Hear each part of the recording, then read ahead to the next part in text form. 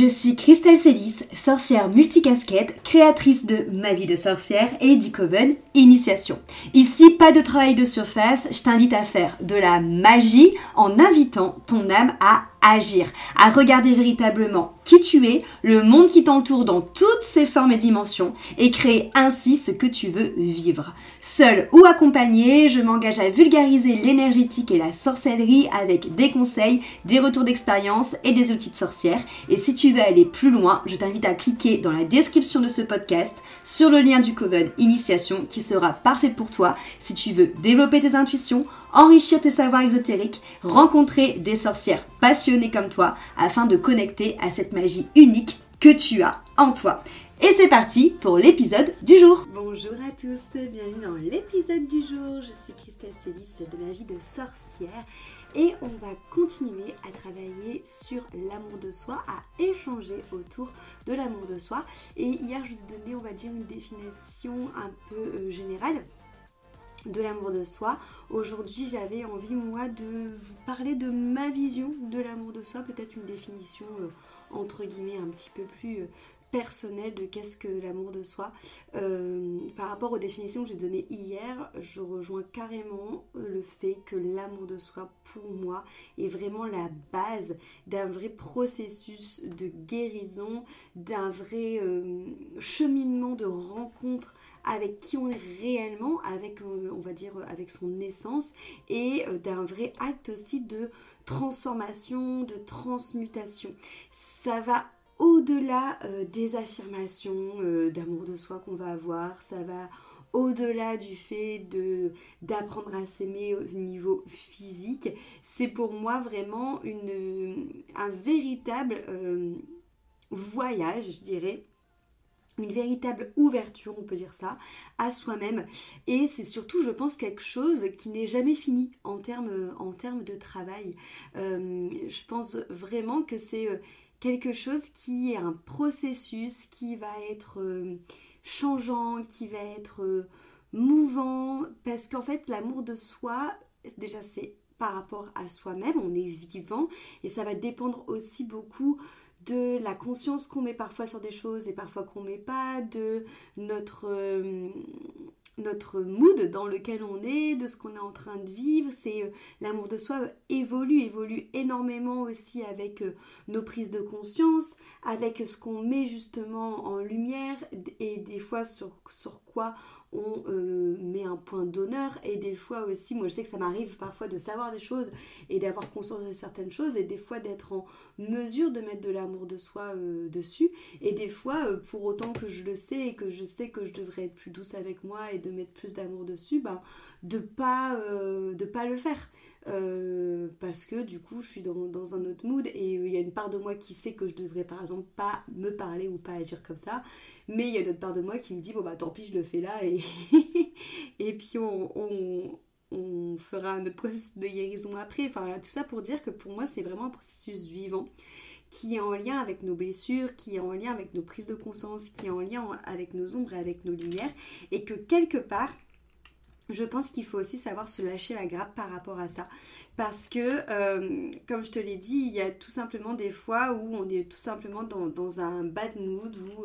on est fatigué, où on est déçu, et où du coup on va peut-être potentiellement en effet avoir des paroles qui vont être dures envers soi, où on a nos blessures aussi qui vont être réveillées et qui vont aussi venir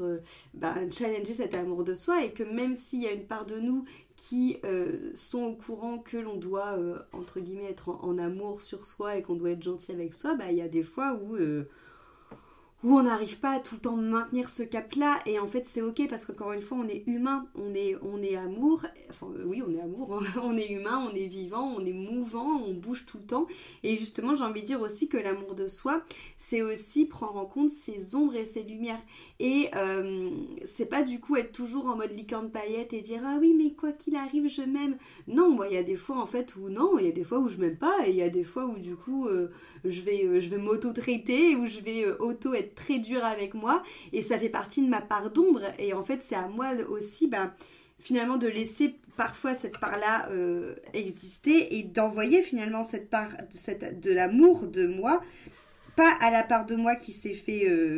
on va dire, maltraiter par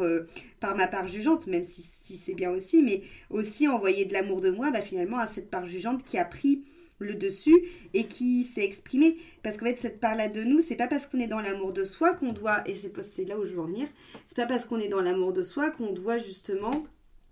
faire taire toutes nos parts d'ombre. Et nos parts d'ombre, c'est aussi nos parts qui vont nous juger, c'est aussi nos parts qui vont être très dures avec nous, c'est aussi nos parts qui vont être virulentes, violentes parfois avec nous. Et en fait, c'est pas parce qu'on est dans l'amour de soi qu'on doit totalement fermer la porte à ces parts-là et se dire ok, tu n'es pas du tout amour, je te bannis de ma psyché, tu n'auras plus jamais le droit de parler. Parce que ça, pour moi, c'est pas du tout un acte d'amour de soi. Je dis pas non plus qu'il faut leur laisser tout le temps le droit de parler. Hein. C'est pas du tout ça que je dis, parce qu'en effet, c'est des parts aussi qui vont être, si elles sont trop exacerbées, des royales saboteuses. Mais c'est regarder ces parts-là et en fait leur dire ok, je te vois, je vois que tu es en souffrance, je vois que tu es la base de croyances qu'on a pu te donner ou de traumas que tu as pu avoir et que c'est pour ça que tu es aussi dur et que c'est pour ça que je suis aussi dure avec moi-même et je ne te juge pas et en fait je t'envoie beaucoup d'amour et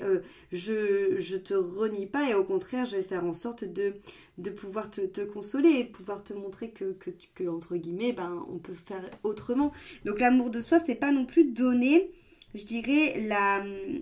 la parole que aux parts de toi qui sont capables de voir le beau en toi et qui sont capables de te dire réellement je m'aime, je me trouve belle. C'est aussi donner en fait de l'amour et donner du soutien et donner surtout de la compréhension et le fait de la rassurer, de la consoler, aux parts aussi qui vont être super jugeantes avec toi, parce que les parts qui sont super jugeantes avec toi, les parts qui te font souffrir dans le discours intérieur, c'est des parts qui sont en souffrance. C'est des parts qui sont en souffrance parce que c'est pas toute seule que tu t'es décidé de te traiter ou de te juger insuffisante et de te juger pas assez. C'est parce que tu l'as entendu quelque part, tu vois. Donc voilà, c'est vraiment aussi comprendre ça et que l'amour de soi, c'est vraiment quelque chose qui va se cultiver et qui va se cultiver, comme je te disais, à partir du moment où tu vas te regarder avec honnêteté. Tu peux pas être en amour de toi, comme je disais juste avant, si tu décides de ne pas donner sa place à des parties de toi. Tu peux pas être en amour de toi si tu mets des filtres en fait sur toi et que tu décides d'être que la version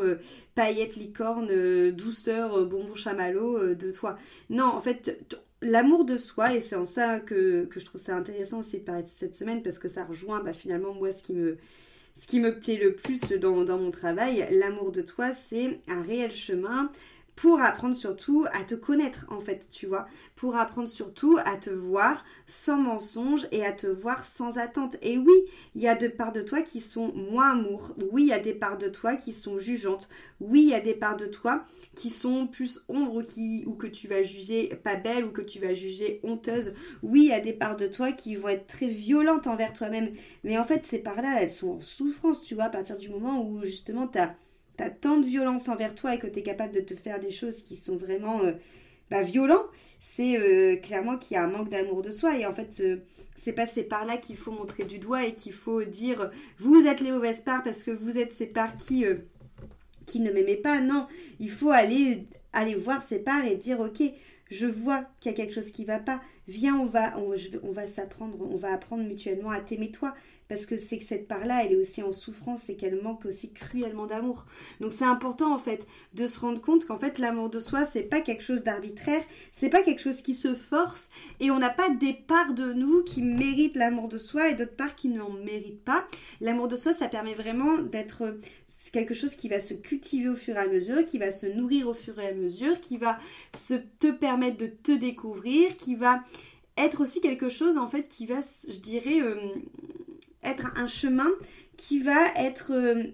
à chaque fois agrémenté de chaque choix, de chaque mot, de chaque pensée, de chaque regard que tu vas poser sur toi-même, de chaque décision aussi que tu vas faire pour toi-même. Vraiment cette notion de aussi comment est-ce que tu portes ton amour de toi. Est-ce que tu portes ton amour de toi par rapport au regard que les autres portent sur toi ? Donc CF, mon petit gâteau que je t'ai parlé d'hier, donc vous avez compris que c'est pas la solution. Est-ce que tu mets l'amour de toi sur justement plutôt l'espace physique? Est-ce que tu mets l'amour enfin voilà, aujourd'hui où est pour toi l'amour de toi? Et du coup par rapport à ça, où est-ce que tu dois peut-être travailler ou faire des ajustements pour que cet amour de toi soit plus complet et plus enveloppant? Et encore une fois, c'est pas se mettre de pression parce que franchement, on se met déjà assez de pression dans notre life, on se met assez la rate au corbouillon. Il faut pas être non plus, parce qu'on peut tomber totalement dans l'opposé, où on se dit ok, il faut que je sois toujours en amour de moi, et donc ça veut dire qu'il faut que j'ai toujours des pensées douces, des pensées encourageantes, des pensées amour envers moi. Et encore une fois, c'est super compliqué, surtout au tout début de ce chemin, même si à la fin du chemin on en a moins, des fois on a un peu des rechutes, tu vois, mais c'est méga compliqué en fait. Et en fait faut pas se mettre de pression et du coup tomber dans une sorte encore une fois, le truc qui m'agace en développement personnel, dans une sorte de quête à la meilleure version de soi, et du coup, finalement que ça fasse pire que mieux, que ce soit destructeur, parce que si t'es vraiment dans cette notion, il faut toujours que j'ai un regard positif sur moi, il faut toujours que j'ai des bonnes paroles envers moi, et que un jour tu vas te trouver moche pour telle raison, ou un jour tu vas avoir un mot du style, par exemple, oh, je suis conne, ou oh, je suis bête, parce que t'auras fait une réflexion entre guillemets, t'auras pas réfléchi et que tu vas porter un jugement sur toi. C'est pas pour autant parce qu'une fois tu dis ça que tu vas devoir justement pendant je sais pas moi je ne sais combien de jours ou je ne sais combien de semaines te flageller parce que t'as eu un acte de non-amour de toi, tu vois. C'est au contraire quand t'as des choses comme ça qui apparaissent, en fait, plutôt que de les réfréner, de se dire oh, je suis vraiment une mauvaise personne parce que même ça j'y arrive pas, parce que ça pour le coup c'est vraiment un discours de non-amour de soi et qui n'est pas du tout encourageant. Se dire ok j'ai dit ça aujourd'hui, viens on va voir pourquoi en fait, qu'est-ce qui est à l'origine, sans porter de jugement, mais juste en fait essayer de comprendre en fait un petit peu mieux pourquoi est-ce qu'on a eu ce mot-là, pourquoi est-ce qu'on a eu ce regard-là. Et c'est pas grave si une fois ça nous arrive en fait, tu vois, encore une fois, on n'est pas... si on aurait tout compris à la life, on serait pas incarné, donc au bout d'un moment, c'est aussi se lâcher la gratte par rapport à ça et aller au-delà aussi des idées qu'on a de l'amour de soi, parce que il y a beaucoup de personnes aussi qui pensent que l'amour de soi, ça se tient que au corps. Alors oui, ça a sa place, notamment moi la première, le fait de s'accorder du temps, de prendre soin de son corps, de faire des bains, de se maquiller si ça te met en joie, voilà. Tout ça, je dirais que c'est une porte d'entrée parce que c'est souvent, je vais pas dire plus facile parce que c'est pas le cas, mais je pense que c'est souvent plus abordable de d'abord travailler l'amour de soi en rapport au corps, tout simplement parce que c'est dans la matière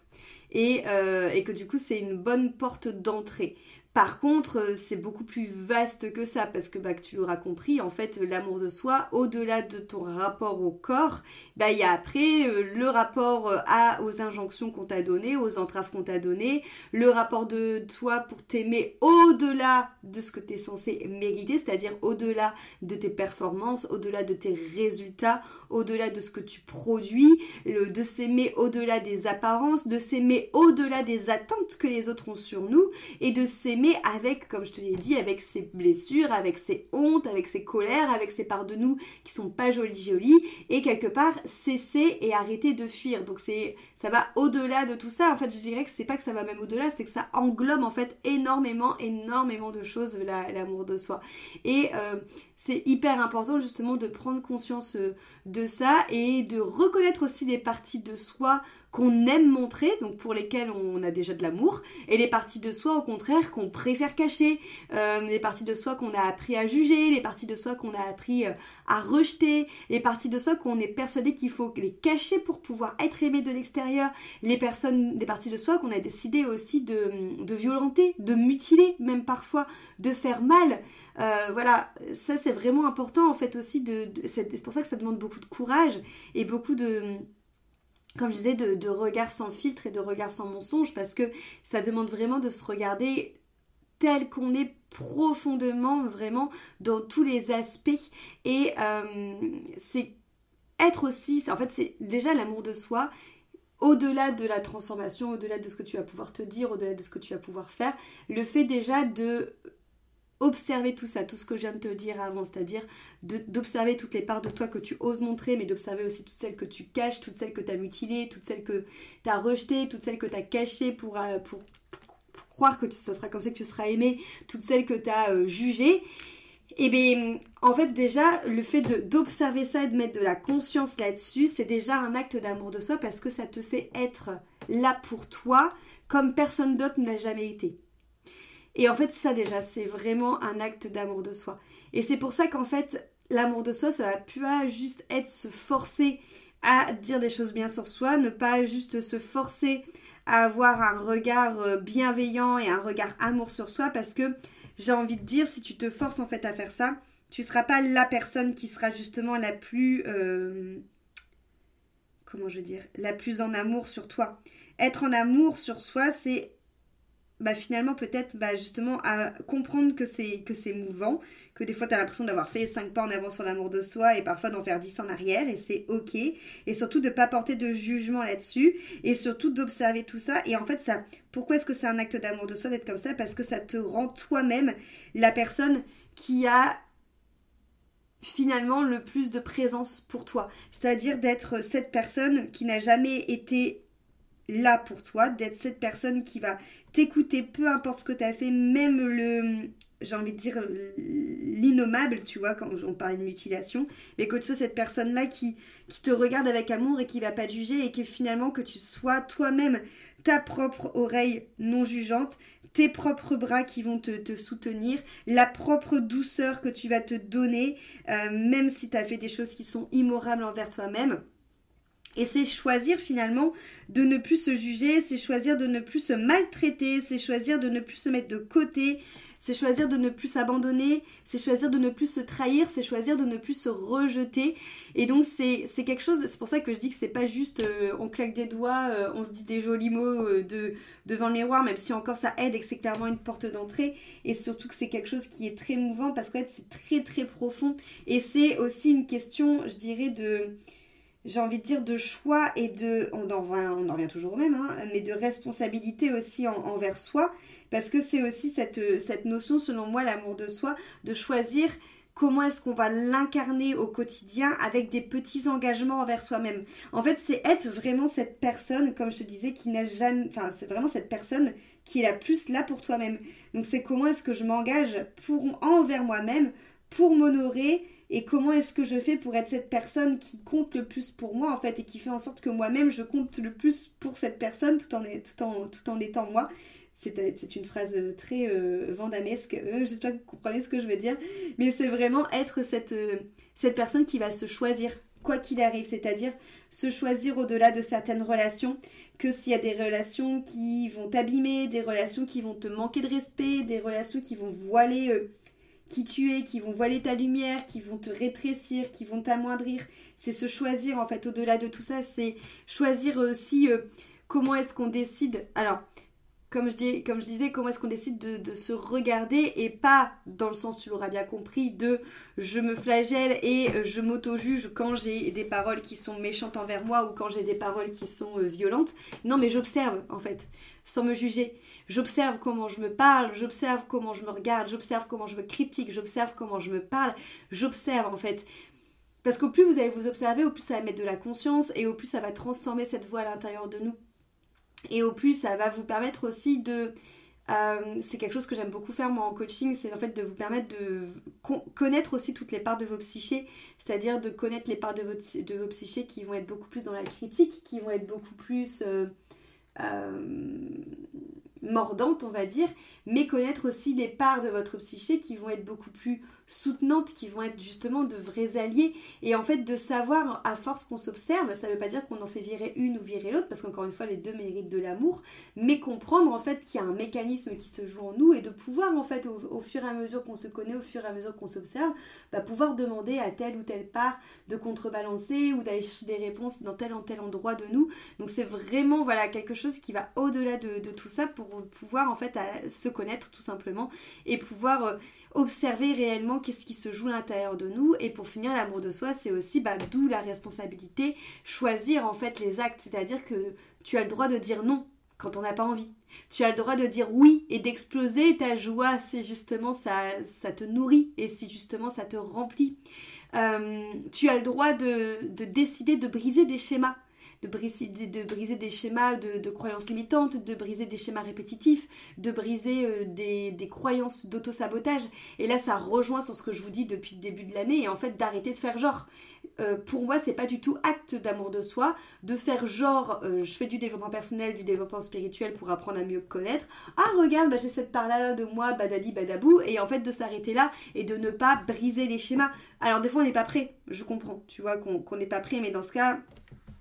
mettre des mots dessus, en fait, dire bah ok, je suis pas prête et c'est ok. Mais en tout cas pour moi, l'amour, mais en fait c'est là où ça montre du coup qu'il y a une faille d'amour de soi, c'est que oui, tu n'es peut-être pas prête, mais ça veut dire aussi que ton amour de soi n'est pas encore en effet au top, parce que tu remarques qu'il y a tout ça, tu remarques qu'il y a quelque chose à aller libérer pour justement être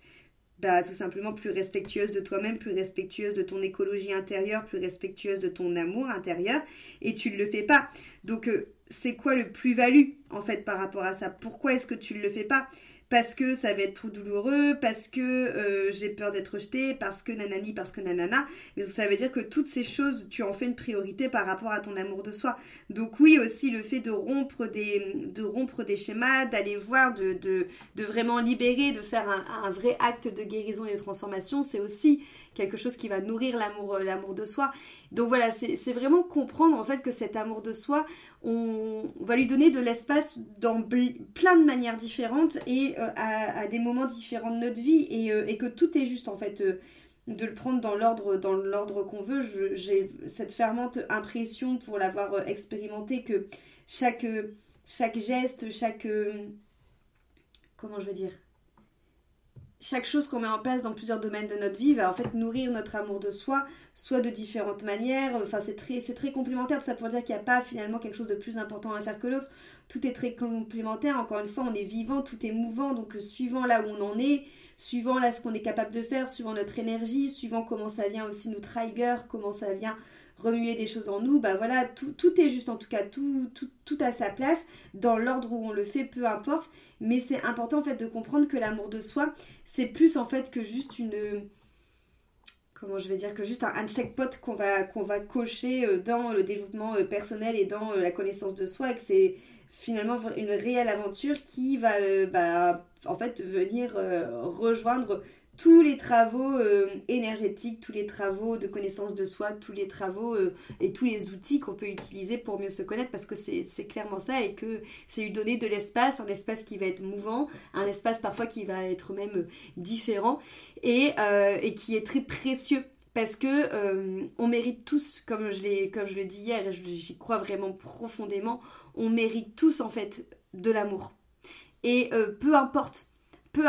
ce qu'on met derrière pour se dire ok, je mérite l'amour ou pas, en fait non, on mérite tous de recevoir l'amour, peu importe qui tu es, peu importe comment tu es, peu importe quelle performance tu fais, peu importe si tu es, si tu produis des choses qui te font avoir de l'amour, si tu es plus là pour les autres que pour toi, en fait on s'en fout, peu importe en fait. Cet amour de soi, il est tout le temps, il est là en fait, on mérite cet amour de soi, on mérite d'être rempli, et c'est pour ça qu'il faut arrêter de chercher à quémander cet amour de soi, qu'il faut arrêter de chercher à essayer de le troquer contre quelque chose, genre regarde, je t'ai fait passer avant moi, j'ai écouté tes besoins, du coup tu peux m'aimer. Non, en fait notre amour de soi, il est là déjà, et c'est aussi se rendre compte en fait de le fait qu'on a tout à l'intérieur de nous, ça revient sur ma vision de la vie, sur ma vision du chamanisme, c'est se rendre compte en fait que on a tout à l'intérieur de nous, qu'on est profondément relié au tout, qu'on est profondément relié au divin, et que quelque part on est déjà digne, on est déjà complet, on est déjà entier, et qu'en fait c'est aussi un acte de foi envers soi et un acte de foi envers le tout, du coup l'amour de soi. Donc voilà, tout ça pour dire que c'est quelque chose qui est très challengeant, l'amour de soi, parce que déjà ça nous fait passer aussi sur toutes les attentes qu'on va avoir du monde, sur toutes les attentes qu'on va avoir de soi-même, et c'est beaucoup moi la croyance d'avoir cette sensation de ne pas mériter d'être assez, de ne pas être assez pour mériter d'être aimé, mais en fait c'est passer au-delà de tout ça, parce que comme tu es le tout, comme tu as tout déjà à l'intérieur de toi, comme tu es relié au tout, comme tu es relié au vivant, tu es assez en fait, comme je disais, tu es déjà entier, tu es déjà digne, tu es déjà complet, mais on a vraiment cette croyance Parce que le monde aussi nous pousse clairement à croire que l'on n'est pas assez, qu'on n'est pas assez beau, qu'on n'est pas assez intelligent, qu'on n'est pas assez gentil, qu'on n'est pas assez, je sais pas moi, qu'on n'est pas assez normal, qu'on n'est pas assez drôle, qu'on n'est pas assez mince, bon bref, peu importe. Et en fait, c'est arrêter en fait de vouloir à tout prix répondre à finalement un peu on est toujours sur le même problème, à cette sensation de devoir consommer, tu vois, de devoir consommer parce que je suis pas assez, donc je suis en état de manque, donc il faut toujours que je fasse plus, il faut toujours que je consomme plus, il faut toujours que je produise plus pour faire de moi quelqu'un de plus complet, quelqu'un de plus digne, alors qu'en fait tu es déjà complet, tu es déjà digne, et en fait c'est arrêter de se plier aux attentes. C'est, voilà, clairement, c'est comprendre qu'on n'a rien à prouver, comprendre qu'on n'a rien à mendier, comprendre qu'on n'a rien à mériter. Et clairement, je dis pas du tout que c'est facile, parce que comme je te dis, pour moi, c'est vraiment quelque chose qui dure toute une vie et qui est très mouvant et qui n'est pas facile. Mais c'est vraiment, en tout cas pour moi, cet amour de soi, c'est se rendre compte finalement de toute l'immensité de ce qu'on a à l'intérieur de nous, et que du coup, on est amour en fait, et on répond à cet amour-là. Donc voilà pour ma définition de l'amour de soi. Je serais curieuse de savoir si c'est une définition qui te parle, si c'est une définition avec laquelle tu résonnes, et quelle serait toi ta définition de l'amour de toi. En tout cas, j'espère que ce podcast t'aura inspiré, et on se retrouve pareil demain pour continuer sur cette thématique, et je te remercie énormément pour ton écoute. Cet épisode t'a plu, pense à lui laisser une jolie note sur ta plateforme d'écoute de ton choix, et aussi de le partager aux personnes à qui il pourrait être utile.